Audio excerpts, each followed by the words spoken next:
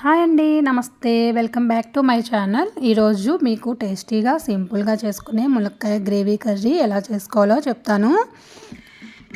చూడండి, ఇప్పుడు తయారీ విధానం చూద్దాం. ఈ కర్రీ చేయడానికి ముందుగా ఒక ప్యాన్ తీసుకుని అందులో 2 స్పూన్స్ ఆయిల్ వేసుకోవాలి. హీట్ అయిన తర్వాత ములక్కాయలు, ఆనియన్స్, పచ్చిమిర్చి మొత్తం ఇలా కలిపి వేస్తున్నాను.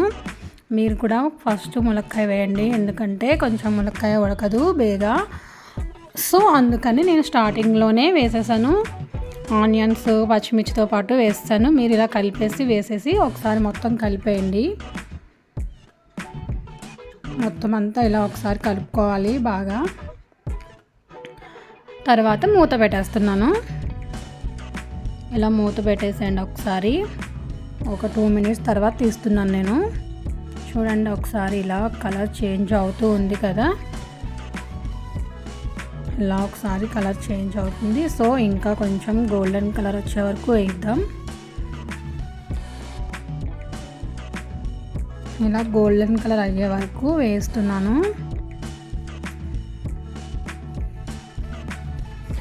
తర్వాత కొంచెం అల్లం వెల్లుల్లిపాయ పేస్ట్ వేస్తున్నా. ఒక చిన్న నాది స్పూన్ చిన్నది కాబట్టి 2 స్పూన్స్తో వేస్తున్నాను. అదే స్పూన్ పెద్దదైతే 1 స్పూన్ సరిపోతుంది. నేనైతే చిన్న స్పూన్తో 2 స్పూన్స్ వేసాను. ఒకసారి మొత్తం మనకి పట్టించి చిన్న పసుపు యాడ్ చేస్తున్నాను. తర్వాత పసుపు ఒకసారి కలిపేస్తున్నా.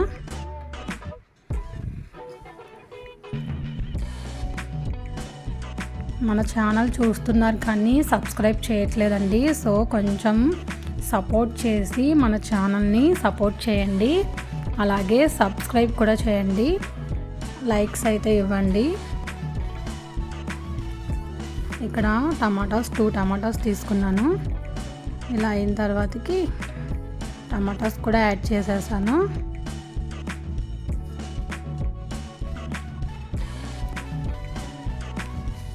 ఇవి బాగా సాఫ్ట్ అయ్యే వరకు కొంచెం సేపు మూత పెట్టి ఉంచాలి. మూత పెట్టేస్తాను ఇప్పుడు.